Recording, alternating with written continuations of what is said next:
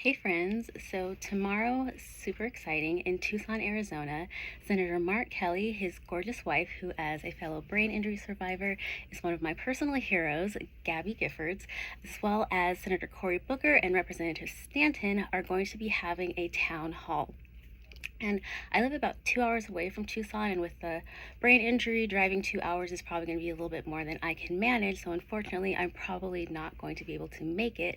But if you can, I hope you will go and make your voice be heard, especially because they are all representatives who are willing and open to hear from us and take us into consideration. But if I were able to come, this is what I would say.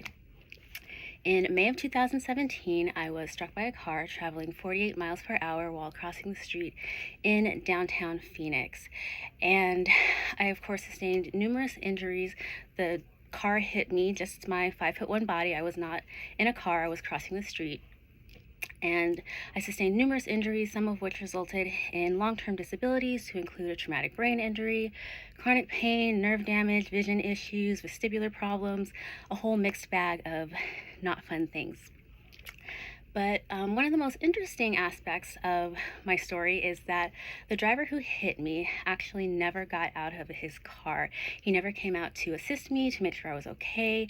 He just left me broken, bleeding, dying there in the middle of the road. If it were not for a woman who just happened to be an advanced EMT who was having dinner across the street, her name was Lorraine.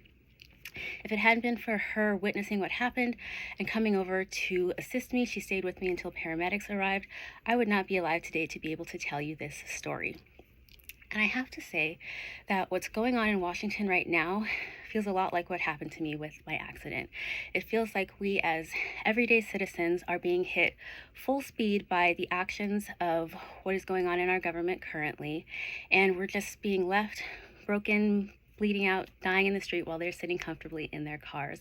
And so what I would say is that I would not even necessarily be asking for something specific. As someone who is deeply involved in disability advocacy, obviously there are things that are important to us, and specifically our community. Obviously we need Medicaid to stay intact. Obviously we need Social Security. We all know that.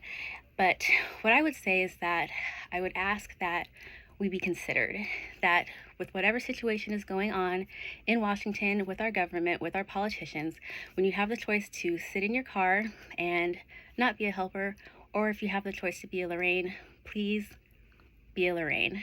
Please make sure that we're considered in every decision, particularly in the disability community. In a lot of the conversations that I'm hearing, we're being left out. And so going forward, please choose to be a Lorraine. So that's what I would share.